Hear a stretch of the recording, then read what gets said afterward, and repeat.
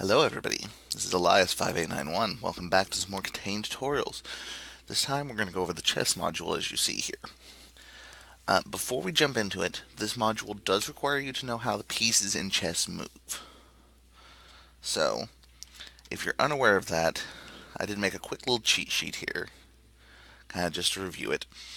The king attacks one square in any direction. The queen attacks as many squares as it wants in any direction, diagonal or straight. The rook moves left, right, up, or down as many squares as it wants. The bishop moves diagonally any number of squares it wants.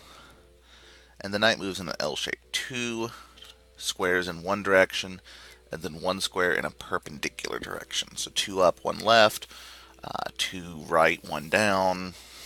L shape, a lot of people use to remember it. So, just a quick little reminder, in case you haven't played chess before or haven't in a while. But let's dig into this module itself. Now, on the second page of the manual, it does have a little mini grid which you're going to use for this. I've copied that into an Excel sheet here, which is what we're going to kind of use to mark this and to go. So, here's our chess modules. Pretty straightforward. It's got column coordinates, row coordinates. These row coordinates are also the way that, as the diffuser, you find the information to give to the expert. So, the diffuser is going to go through and press each of the numbered buttons and give the coordinates at each one. The expert's going to need to write those down. So your coordinates for this one would be C5. We'll come over here and jot this down as I go. C5, D5, A1, F3, D1, and E4. Then the diffuser gets sit tight while the expert works on this. Let's make these a little bigger so they're easier to see.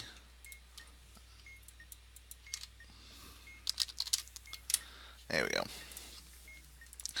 Now, for the expert, first step is to take those coordinates and put them on the board. Turn them into pieces, put them on the board. This part of the manual here goes over the rules for each one. However, these rules, these positions are in an order that you can't really do them straight down. You can't go 1 to 5 or 1 to 6 because you don't have enough information. There is a certain order you can always do though, and I'll go ahead and tell you what that is. You're going to do 4 first because it has a very simple rule, always occupied by a rook.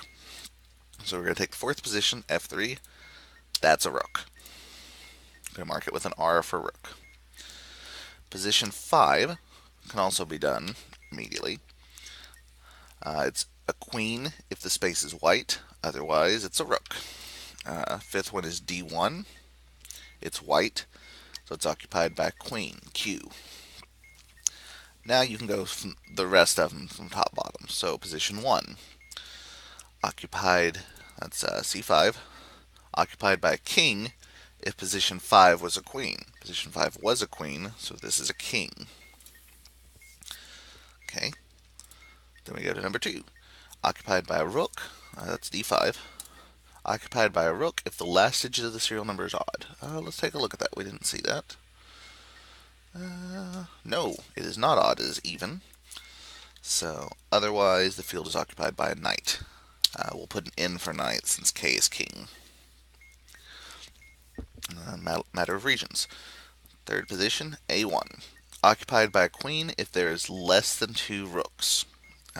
We've only got 1 rook. The last thing cannot produce a rook, which is why we make sure to get these beforehand. So, this one is going to be a queen because there's only 1 rook on the board. Otherwise, you'd stick a king there. And last, position 6, which is E4. Occupied queen if there's no other queens. Well, there are. Otherwise, occupied by a knight if there are no other knights. There are. Otherwise, it's a bishop. So this one's going to be a bishop. So that gets our coordinates. That gives us our spaces on the board. What do we do with that? Well, we're going to extend out to every square that can be attacked by the 6 pieces we put down. Of the entire grid, there should be only one space that cannot be hit by any of the pieces on the board. Now, I'm going to do this here in Excel. Typically, I do this on piece of paper pencil so I can actually draw out my lines. So, we'll do the best we can with this. The king's easy enough. I'll put little asterisks. King's easy enough. It attacks everything surrounding it. Bishop goes in diagonals. Rook goes straight up and down, left and right. Let's see, the queen goes in every direction. So we're going to move up from this queen. We're going to move diagonally from this queen. We're going to move right from this queen. Oops. And notice they do get blocked by other pieces. And this queen's going to move up, diagonal, and to the right. So you'll notice of the squares, there's only one that's not got anything in it. And that's this one up here, which is E6. So I come back to my grid, tell the diffuser E6 is your answer, and he punches it in E. Notice that turns this red. You can't look at the coordinates anymore. 6. Done and done. Let's do one more, because these do take a little bit of time. Okay, coordinates are A5, D2, D6, B1, C2, and F2. So again, we're going to start with the fourth one. Position 4, always occupied by a rook, rook. C2 is right here. It's white. Queen if it's white. A5 here. King if position 5 was a queen, which it was. Otherwise, it would have been a bishop. 2. That's D2. Rook if the last digit is odd. It was even, so instead it's a knight. Regents. Queen if there's less than 2 rooks. There are, so the third coordinate D6 is a queen. And position 6, F2. We already have a queen. We already have a knight, so that's a bishop. So we mark what's attacked. I'll do the rook first, because that's easy. The king just moves everything around it. We'll take this queen here at D6. So it's going to do this. It's going to go up all the way. Oops. Going to go diagonal. It's blocked in this direction.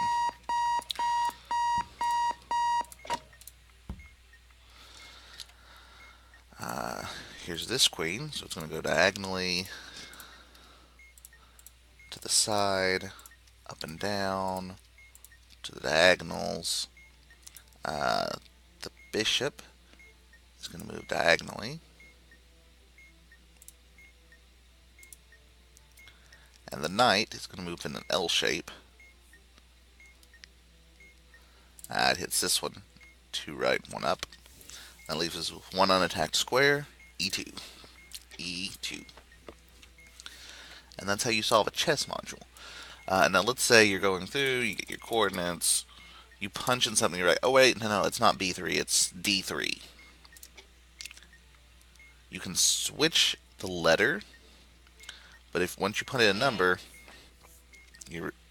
you're committed to an answer. Pretty sure on that at least.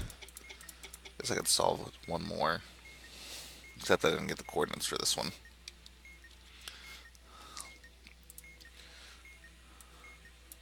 Well, let's take a look. Let's see. I'm gonna do a quick little check here at the end. We had what, E2 is an answer, E6 is an answer.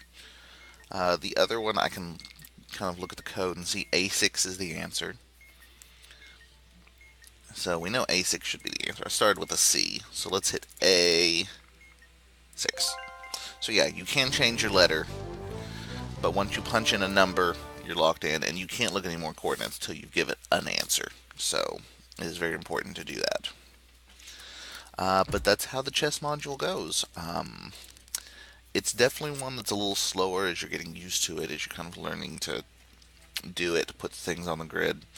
Um, Eventually, you will get a little more comfortable. You'll be able to be like, oh, I can see this square. Doesn't look like anything's touching it. And you might even kind of go backwards with it and see, well, do any of these six pieces attack it? If not, well, there's only one, so that must be my answer.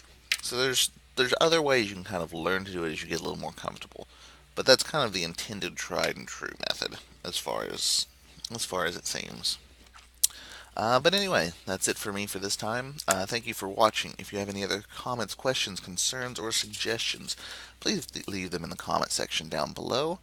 But until next time, this has been Elias. Have fun and don't explode. Thanks.